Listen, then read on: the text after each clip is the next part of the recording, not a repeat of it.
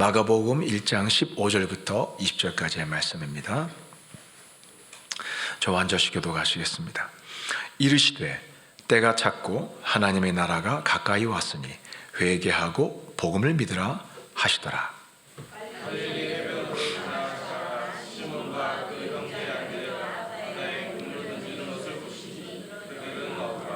예수께서 이르시되 나를 따라오라. 내가 너희로 사람을 낚는 어부가 되게 하리라 하시니,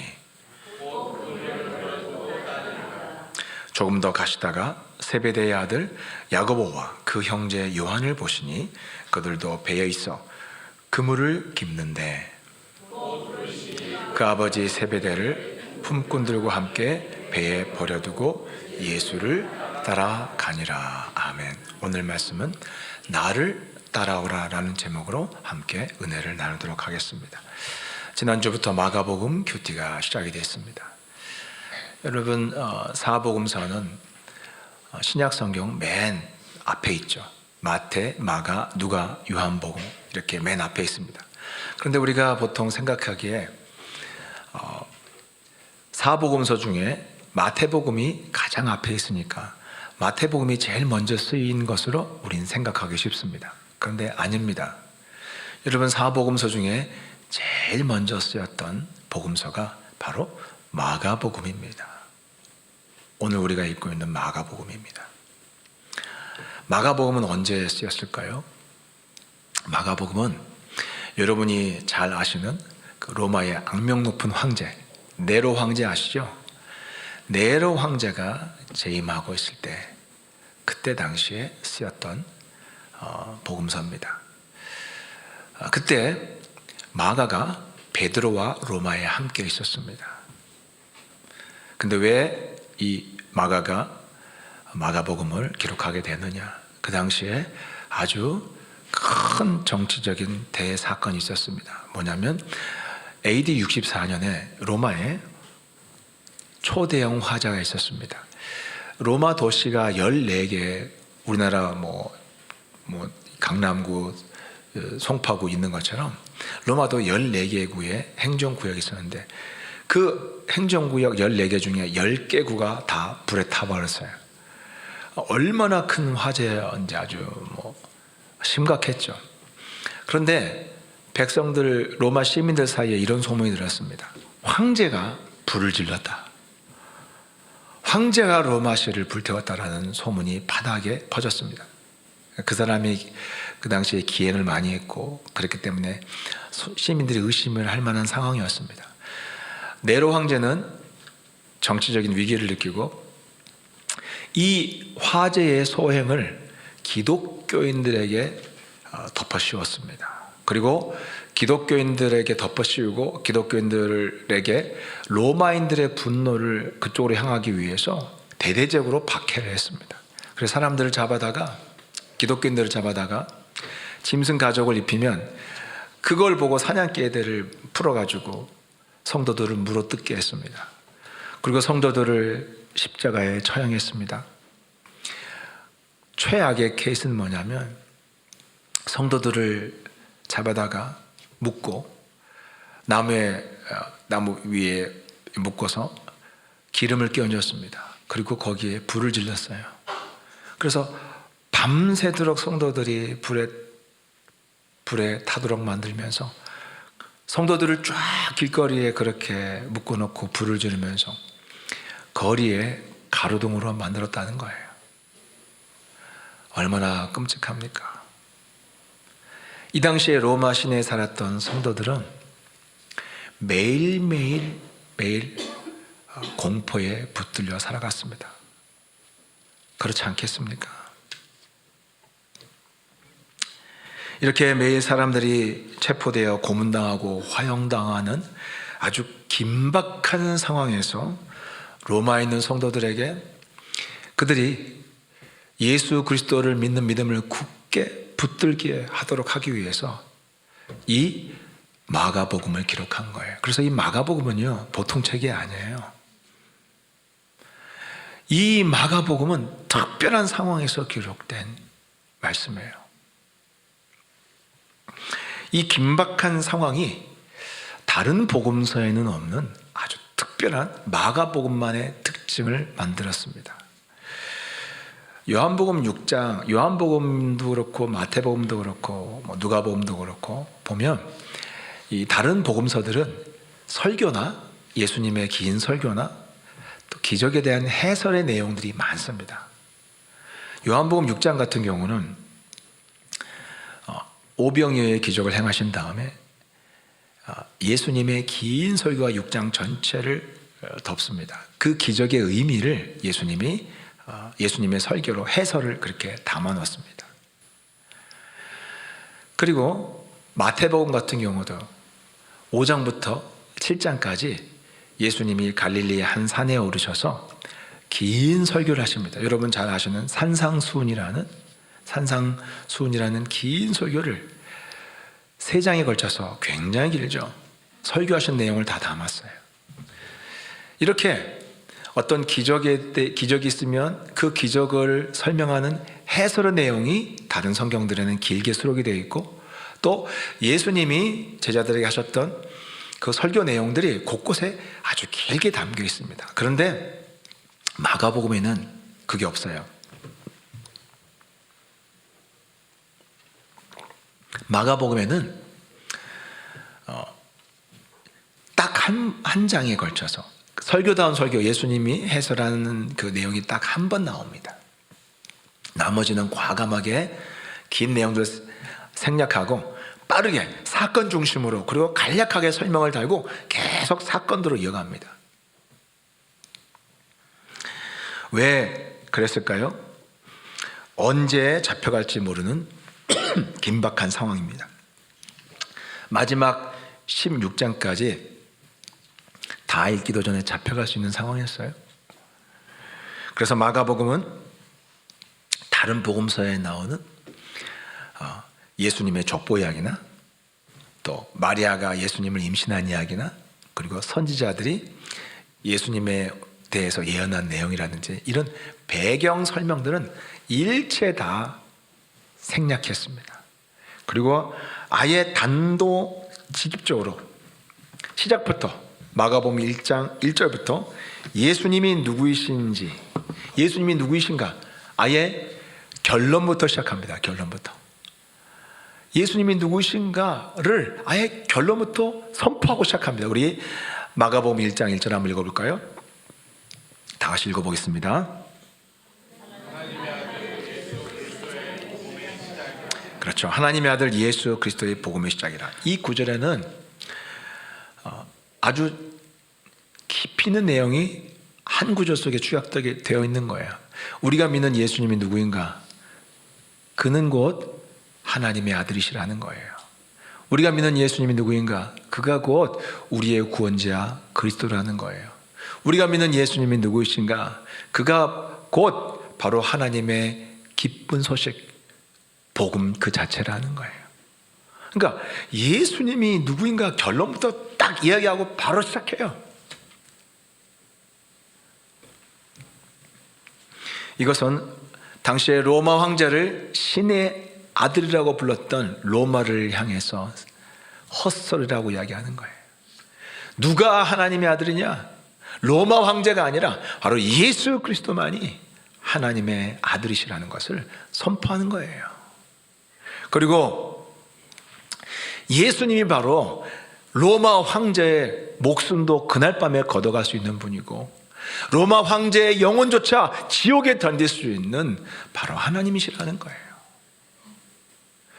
로마 황제한테 우리가 목숨을 빼앗길 수 있을지언정 우리는 죽으면 바로 예수님이 천국으로 인도하신다. 그런데 로마 황제는 죽으면 지옥이다 이거예요. 성도들한테 이렇게 말합니다. 쫄지 마라, 두려워하지 마라.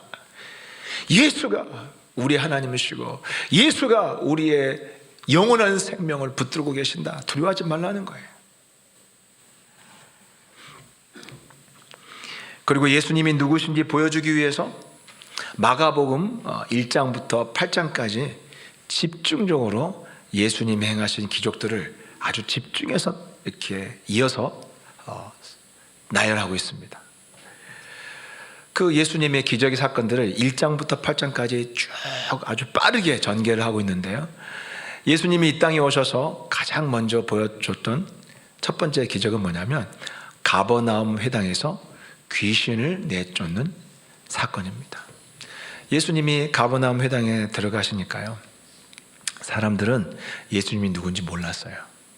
그렇죠? 모르죠. 사람들은 그냥 마리아의 아들인가, 목수의 아들인가, 이렇게 요셉이라는 목수의 아들인가 그렇게 생각하죠.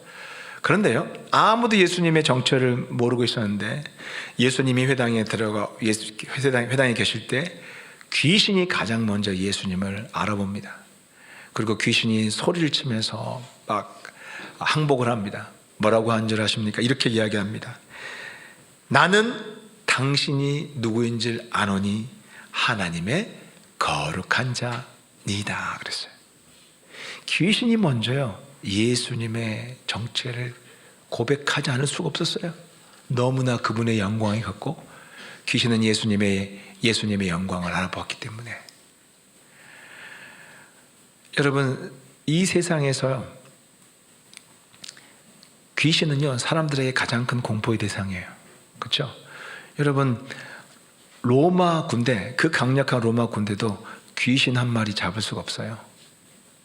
로마 황제도 귀신에게 어쩔 수 없어요. 잠자고 있을 때 귀신이 들어와서 로마 황제의 목을 졸라서 죽일 수도 있어요. 귀신은 사실 이 세상에서 가장 무서운 공포의 대상이죠. 그런데 그 귀신이 예수님을 가장 먼저 알아보고 그 앞에 엎드리고 그분 앞에서 두려워 떨고 예수님의 말씀 한마디에 그냥 순종하고 즉시 나갔어요. 예수님이 누구십니까? 마귀와 귀신도 순종하는 하나님의 아들이신 거예요. 그걸 첫 번째 사건으로 보여줬어요.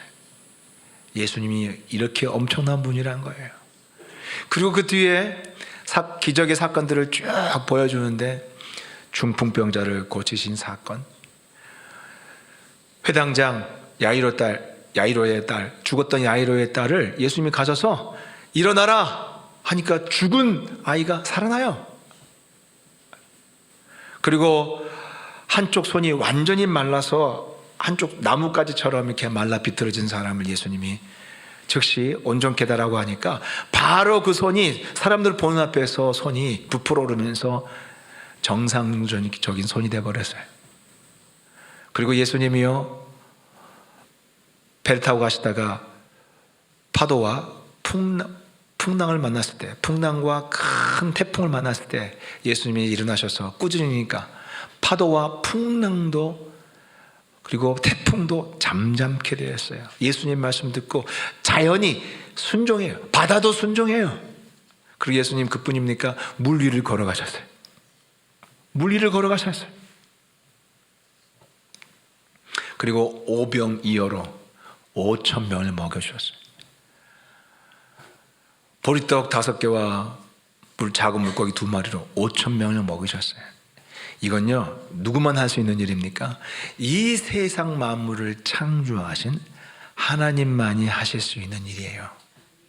바로 예수님이 이 세상 만물을 창조하신 하나님이 사람이 되어 오신 분이라는 거예요. 이 예수님을 굳게 믿으시기 바랍니다. 이 예수님이 누구인지 확실하게 믿는 여러분 되시기 바랍니다. 우리들은 로마 황제조차도 예수님의 손바닥 안에 있다는 사실을 분명히 알아야 됩니다. 네로 황자가요, 기독교인들을 잡아서 없앨 것처럼 아주 난리를 쳤습니다. 아주 기세등등하게 기독교인들을 잡아다가 핍박했어요. 그런데 여러분, 실제로 보면 대화제 이후에 기독교인들을 박멸하겠다고 그렇게 난리를 쳤는데 그 박해의 기간도 약 1년 반에서 길어야 2년이었어요. 그는 그의 의지와는 달리 정치적 상황이 그 정권 내부에서 내분이 일어나가지고요, 네로가 수세에 몰립니다. 그러면서 기독교인들을 핍박했던 박해가 잦아들기 시작했어요. 그리고 그렇게 잦아들기 시작한 2년 뒤에 네로는 스스로 목숨을 끊고 생을 마감합니다. 그렇게 비참하게 죽었어요. 기독교인들 다 없애겠다고 기세등등했던 네로는 그렇게 비참하게 본인이 죽었어요. 자살할 수밖에 없었어요. 우리는 AD 313년에 로마가 기독교를 공인한 후에 이제 기독교 국가가 되죠. 그러면 그 기간 전에 약 300년이 넘는 300년 정도 되는 기간 동안 초대교회 성도들이 매일 이렇게 박해를 당하면서 고통 속에서 두려움에 떨며 살았을까라고 우리는 생각하기 쉽습니다. 그런데 역사를 보면 실제는 그렇지 않아요. 역사를 보면 놀라운 사실을 한 가지를 발견할 수가 있어요. 그건 뭐냐면 로마 황제들이 중간중간 나타나서 극심한 박해를 했지만 그 박해도요, 하나님이 그 박해의 기간을 철저하게 통제하고 계셨다는 사실을 우리는 역사를 통해서 발견할 수 있어요. 실제로 아까 말씀드린 것처럼 네로 황제의 박해 기간도 로마 시내 안에서 2년 정도에 끝났어요. 그리고 극심한 박해를 가했던 황제들, 트라이안 황제, 도미티안 황제, 데키우스, 발레리우스, 막시미누스 이런 사람들이 대개 3년 정도였어요. 길어야 4년이었어요. 그들의 뜻대로 안 됐어요. 트라이안 황제 같은 경우는요, 이 사람도 기독교인이라는 그 하나 때문에 아주 극형에 처할 수 있도록 그렇게 법을 제정했지만, 그렇게 또 기독교인들을 핍박하도록 했지만, 이 트라이안 황제가 뭐라고 한 줄 아세요? 그 밑에 관료들에게 기독교인이라는 이유로 강력하게 처벌을 하지만 단 굳이 찾아서 내지는 말라, 이렇게 단서를 붙였어요. 굳이 찾아서 색출하지는 말라고 그렇게 명령을 내렸어요. 뒤에서 하나님이 통제하고 계셔요. 그리고 아우렐리누스는 1, 2년 동안 기독교인들을 철저하게 박해할 준비를 했어요. 그런데 막상 그가 이제 박해를 시작하려고 하는데 암살을 당했어요. 해보지도 못하고 죽었어요. 여러분, 이 로마 황제들이 기독교인들을 극심하게 박해하고 자기들 마음대로 기독교인들의 목숨을 해치고 기독교인들 그들 앞에서 파리 목숨 같지만, 여러분 절대 그렇지 않아요. 하나님이 그 뒤에 계세요. 이 모든 황제들의 그 권력도 하나님이 쥐고 계셨고, 그들이 박해를 했던 그 박해의 시간도 심지어는 하나님이 하나님 나라의 복음 전파를 위해서 일부 사용하셨어요. 그게 역사적인 사실이에요. 하나님은 그런 박해의 역사도 구원 역사를 위해서 활용하셨습니다. 우리 사도행전에 보면 예루살렘 교회가 얼마나 부흥했어요. 근데 하나님은 예루살렘 교회가 박해를 받도록 만드십니다. 목적이 뭡니까? 흩어버리시려고요. 흩어서 복음을 전하게 하시려고 오히려 박해를 받도록 그렇게 사용하셨어요. 그리고 박해의 기간도 하나님이 다 정하십니다. 제가 하는 이야기가 아니라 성경에 있습니다. 우리 다 같이 요한계시록 2장 10절 한번 읽어보겠습니다. 시작. 너는 장차 받을 고난을 두려워하지 말라. 볼지어다 마귀가 장차 너희 가운데에서 몇 사람을 옥에 던져 시험을 받게 하리니 너희가 10일 동안 환난을 받으리라. 내가 죽도록 충성하라. 그리하면 내가 생명의 관을 내게 주리라. 여기 보면 하나님이 박해의 기간도 정하시죠. 며칠 동안요? 10일 동안요. 그러면서 하나님 말씀하신 게 뭐예요? 박해가 일어날 것이다. 그런데 뭐 하지 말라고요? 두려워하지 말라. 10일 동안이다. 그 10일 누가 정하신 거예요? 누가 정하신 거예요? 하나님이 정하신 거예요. 그러니까 우리 앞에 벌어지는 모든 박해의 상황, 고난의 상황도 사실은 그 뒤에 하나님이 허락하시는 한도 내에서만 일어난다는 거예요. 그거 믿으셔야 됩니다. 그리고요, 하나님은 박해와 고난을 당하는 성도들을 향해서 그들을 그냥 내버려 두지 않으세요. 하나님이 아주 섬세하게 하나님의 자녀들을 보호하시고 지키신다는 사실도 여러분 믿으셔야 됩니다. 우리 고린도전서 10장 13절 한번 읽어보겠습니다. 시작. 너희가 당한 것이 없나니 오직 하나님은 미쁘사 너희가 감당하지 못할 시험 당함을 허락하지 아니하시고 시험 당할 즈음에 또한 피할 길을 내사 너희로 능히 감당하게 하시느니라.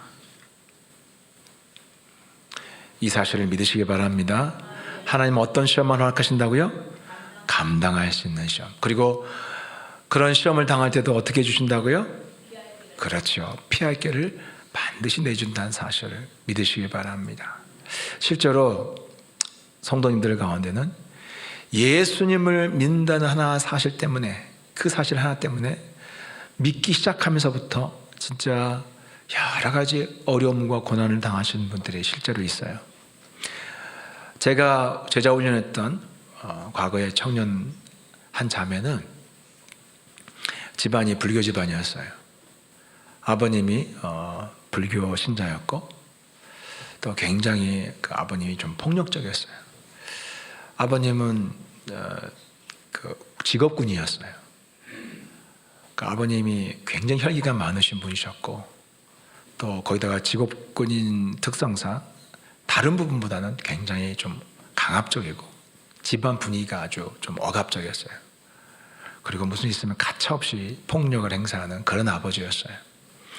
그런데 딸이 예수님을 믿는다고 하니까 아버님이 이제 뭐 노발대발하죠. 근데 이 딸이 확실하게 예수님 만났어요. 그래서 그 믿음이 얼마나 견고했는지 몰라요. 그때 이제 특별 새벽 부흥의 기간이었는데 새벽에 차를 몰고 이제 새벽 부흥에 나가겠다고 새벽에 차를 몰고 나가니까 아버지가 가지 말라고 막아서셨어요. 그러니까 난 그래도 아빠 가야 된다고, 내가 무슨 일 있어도 가겠다고 하니까 아버지가 차 위에 뛰어올라가지고 본넷 위에 서서 앞유리창을 발로 밟아버렸었어요. 그러니까 앞유리창이 와장창 다 깨졌어요. 그러면 여러분 같으면 어떡하겠습니까? 근데 우리 자매는 그래도 갔어요. 앞유리창 깨진 상태에서 운전을 해서 교회 예배에 참석했어요. 우리 자매도 대단하죠. 그런 와중에 여동생을 전도해서 여동생도 예수님 믿었어요. 그리고 이제 여동생까지 전도해서 같이 막 기도하고 하니까 아버지가 도화가 나가지고 막 기도하면 들어와가지고 막 집 방 안에 있는 물건, 화장품 막 집어 던지고 깨고 거울을 깨고 막 그러셨어요. 그러면 또 그 앞에 무릎 꿇고 기도하는 거예요. 하나님 우리 아버지를 불쌍히 해달라고, 구원하게 해달라고. 그렇게 고난의 시간을 5년을 보냈어요. 그런데 하나님이 정한 시간은 5년이었습니다. 딱 5년 되니까 아버지가 예수님을 믿었어요. 그리고 동네 교회 나갔고 지금은 암수 집사님으로 새벽마다 기도하시는 분이 됐어요. 여러분, 하나님은 우리에게 고난을 허락하십니다. 고난을 사용하십니다. 그런데 그 고난의 기간을 무한정 우리에게 주지 않습니다. 시간이 정해져 있음을 믿으시기 바랍니다. 고난은 영원하지 않아요. 그래서 베드로전서에도 우리 지난번 규태할 때 베드로가 뭐라고 합니까? 잠깐 고난을 당하는 너희들에게. 하나님이 우리에게 주시는 영광은 영원하고 우리에게 주시는 기쁨은 영원하지만 고난은 잠깐입니다. 그것을 믿으시기 바랍니다. 그리고 고난 당할 때도 우리가 그 고난 속에서 믿음을 붙들고 있으면 반드시 우리를 보호해 주시고 또한 시간이 갈수록 결국에는 우리가 승리하게 된다는 것을 믿는 여러분 되시기 바랍니다. 마가복음은 내용상 크게 두 파트로 나눌 수 있습니다. 아까 잠깐 언급한 것처럼 1장부터 8장까지가 정말 수많은 기적을 행하시는 예수님, 하나님이 아니면 행할 수 없는 수많은 기적을 행하신 예수님에 대해서 설명합니다. 보여줍니다.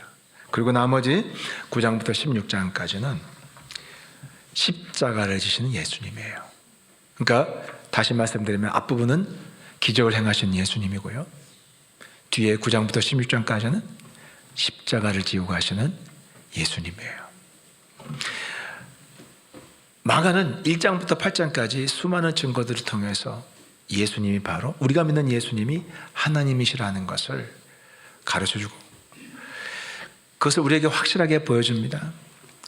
그리고 그렇게 예수님이 하나님의 아들이시라는 것을 확실히 믿는다면, 너희가 그분이 하나님의 아들이심을 확실히 믿는다면 이제 어떻게 살아야 될지를 그 다음 9장부터 16장까지를 통해서 우리에게 메시지를 전해주는 거예요. 뭡니까? 십자가를 지고 가시는 예수님을 따라야 한다는 거예요. 예수가 누구인 줄 아느냐? 너희들이 그가 누구인 줄 알고 믿는다면 그가 가신 십자가의 길을 따라가야 하느니라 하는 거예요. 십자가를 지고 가시는 예수님을 꼭 붙잡고 뒤따라 가야 한다는 거예요. 그걸 가르쳐 주는 거예요.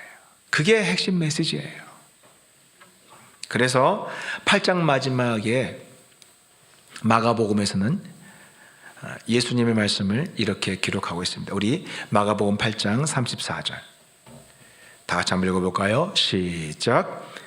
무리와 제자들을 불러 이르시되 누구든지 나를 따라오려거든 자기를 부인하고 자기 십자가를 지고 나를 따를 것이니라. 예수님 뭐라고 하셨어요? 나를 십자가를 지고 자기 십자가를 지고 나를 따라올 것이다 하셨어요. 이것이 바로 마가복음의 결론이에요. 자기 십자가를 지고 누굴 따르라고요? 그렇죠. 나를 따라오라. 예수님을 따라오라는 것이 마가복음의 결론이에요. 예수님이 누구인지를 알았으니 이제 핍박이나 고난을 두려워하지 말고 담대하게 예수님을 따라가라, 이겁니다. 오늘 읽었던 본문도 우리에게 그것을 다시 한번 보여줍니다. 우리 15절부터 한번 읽어볼까요? 15절 본문 15절 본문 읽어보겠습니다. 시작. 이르시되 때가 찼고 하나님의 나라가 가까이 왔으니 회개하고 복음을 믿으라 하시더라.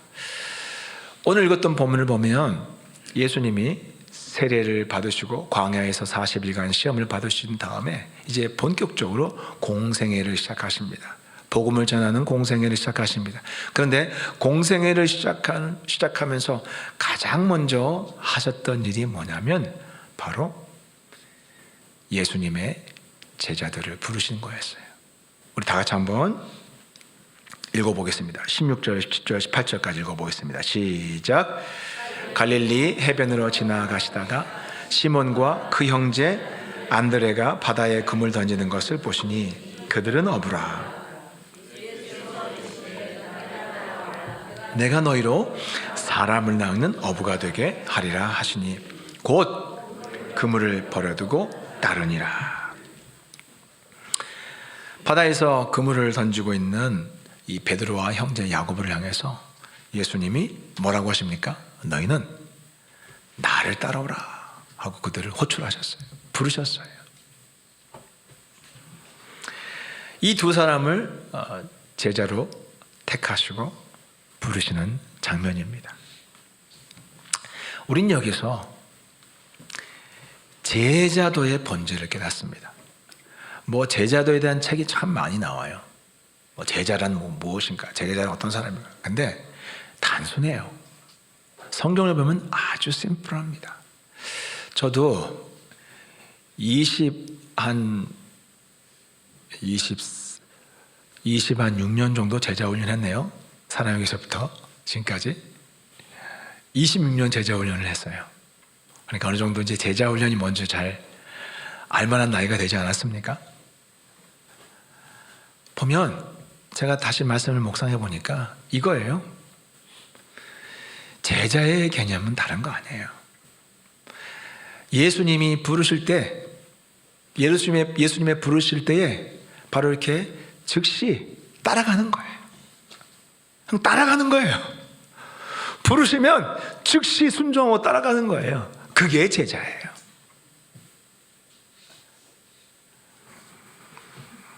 마가복음에는 즉시 혹은 곧, 그러니까 우리는 이제 즉시 혹은 곧으로 번역했는데 이 즉시 혹은 또는 곧이라는 단어는 유디스라는 헬라어 부사어예요. 그러니까 즉시라는 뜻이죠. 번역하면 즉시 바로 그런 뜻이에요. 유디스라는 단어가 쓰였는데 이 단어가 마가복음에만 41번이 쓰였어요. 이 부사어가. 근데 이게 왜 특별한지를 알 수 있냐면 이 유디스라는 단어가 마가복음의 아주 중요한 특색을 나타낸다는 걸 뭘 보면 아냐면 신약 성경 전체에서 이 부사어 유디스라는 단어가 전체가 51번 쓰였어요. 그러니까 전체 신약 성경 전체 51번 중에 41번이 바로 이 마가복음에 집중 기록된 거예요. 엄청나죠? 아니 짧은 마가복음 16장까지 내용 중에 41번이나 기록된다는 건 정말 특이한 거 아니에요? 어떤 학자는 마가복음을 행동의 복음이라고 정의를 했어요. 행동하는 복음이에요. 행동하는 복음. 전에 어떤 보험사 광고죠.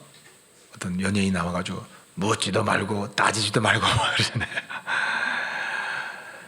고민하고 생각할 필요 없이 즉시 예수님의 말씀에 순종하고 따르는 게 그게 제자의 삶이에요. 그게 마가복음에서 가르쳐주는 믿음의 삶이에요. 예수님 말씀하셨습니까? 고민하지 마세요. 머리 굴리지 마세요. 계산하지 마세요. 즉시 따라가는 거, 행동하는 거, 순종하는 거. 이것이 마가복음이 가르치는 제자의 삶이에요. 가끔 제가 집사님들에게 이제 권유를 합니다. 집사님 이번에 이런 훈련 받으시면 좋겠습니다. 또 교회 이런 양육이 있으니까 양육을 받으면 좋겠습니다. 또 혹은 이런 섬김이 있는데 섬겨주시면 좋을 것 같습니다. 라고 하면 집사님들이 제일 많이 대답하는 게 뭡니까? 기도해 보겠습니다. 물론 진짜로 기도를 열심히 하시는 분도 있겠지만 대부분은 일단 시간을 벌고 어떻게 거절할지 방법을 찾는 시간을 버는 거죠.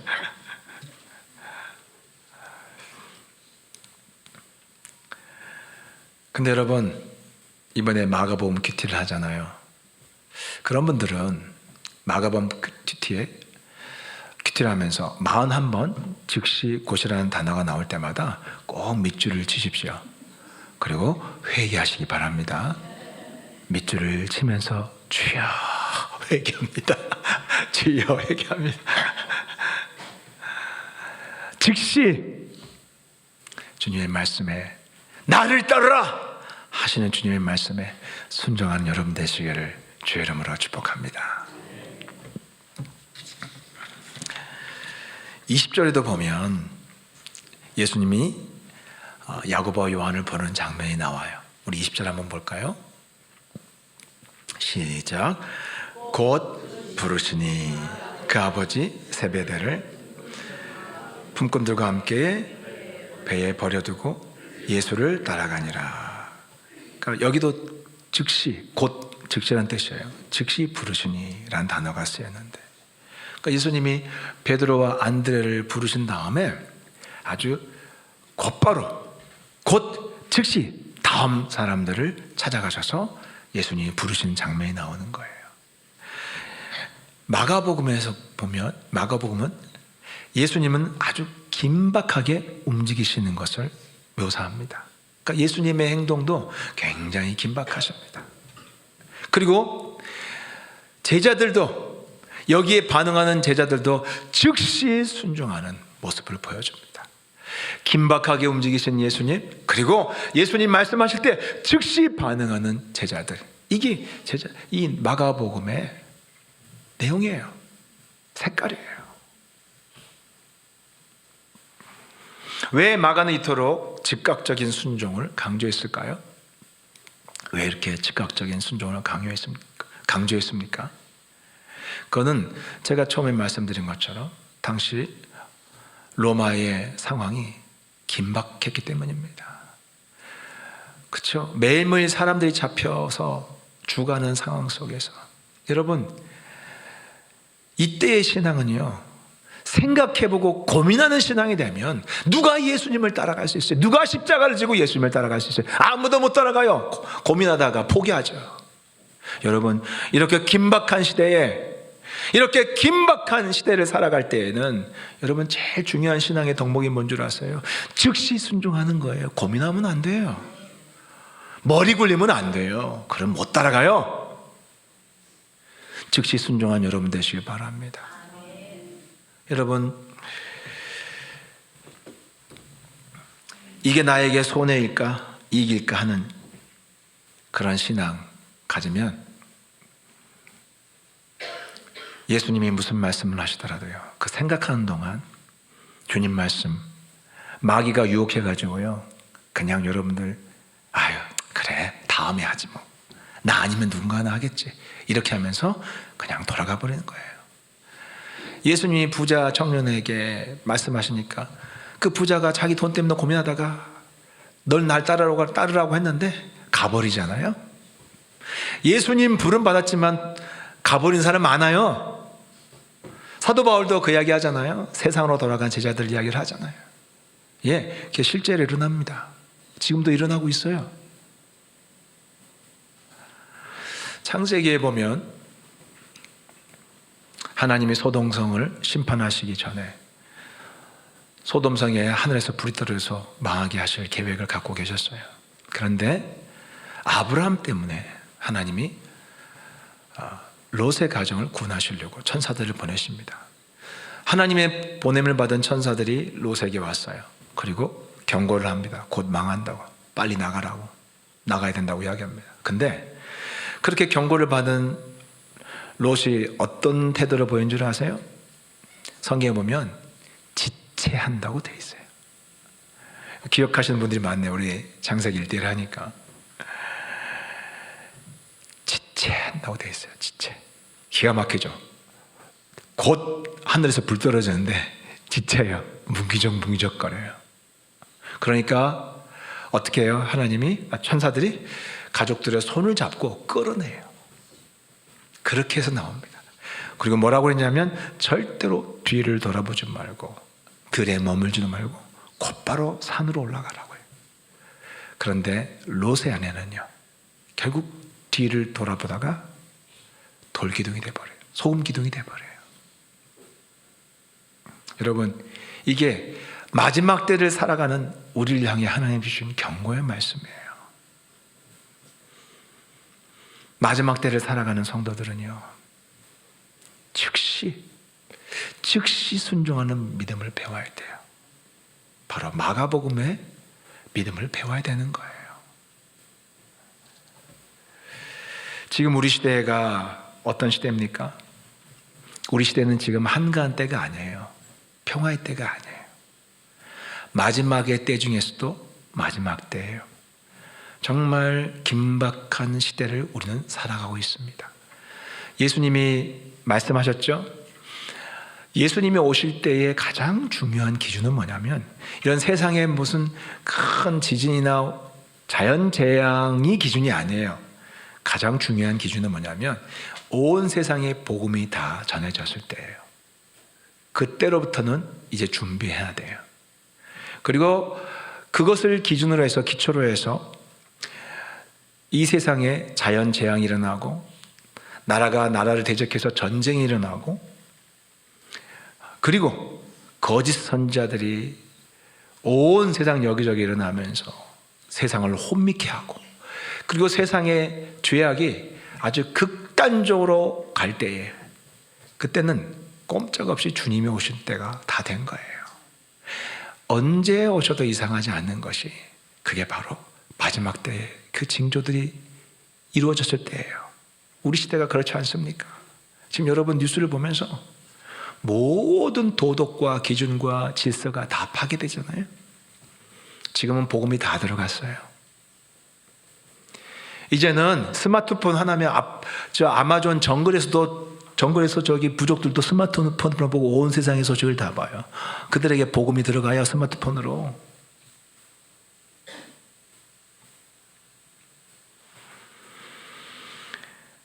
마지막 때를 살아가는 우리는 마가복음에서 전해주는 즉시의 믿음을 따라야 되는 것을 깨달으시기 바랍니다.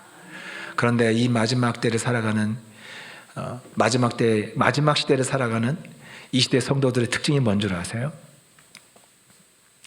생각이 많다는 거예요. 계산이 많다는 거예요. 무슨 말씀을 전해주면 머릿속에서 그냥 컴퓨터처럼 머릿속에 쫙 계산이 돌아가요. 뭘 행동하기 전에 많은 생각을 합니다. 많은 계산을 두드려봐요. 어떤 손해가 있을지, 내 시간이 얼마나 들어갈지, 나에게 이렇게 하면 나한테 무슨 이익이 있을지, 정말 얼마나 많은 계산기를 두드리고 얼마나 많은 고민과 생각을 막 하는지 몰라요. 이게 지금 시대의 특징이에요. 저도 그런 모습이 있는 것 같아요.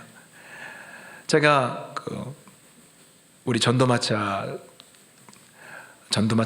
가지고 나가서 전도하기 전에 정말 생각이 참 많았습니다. 그때 이제 코로나 때였잖아요. 코로나 이후에 뉴스에 보면 막 전도한다고 경찰을 고발하잖아요.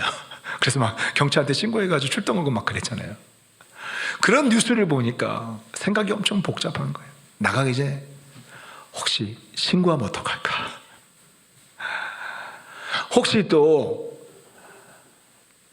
기독교에 대해서 반감을 가진 사람하고 쓸데없는 논쟁이 붙으면 어떡하지? 나가기 전에요, 얼마나 생각이 저도 많은지 몰라요. 그런데 여러분, 전도 나가면, 실제로 전도를 나가보니까 그거 다 그냥 생각일 뿐이었어요.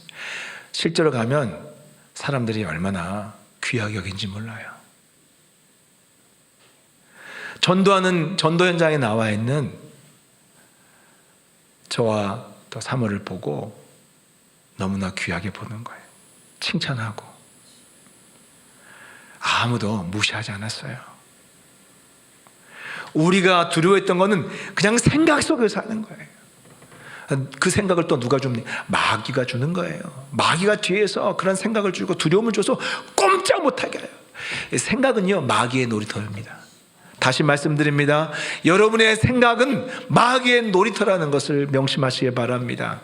말씀이 들어오면 머릿속으로 계산하지 말고 고민하지 말고 즉시 베드로와 또 안드레와 야고보와 요한처럼 즉시 순종하는 여러분 되시기 바랍니다.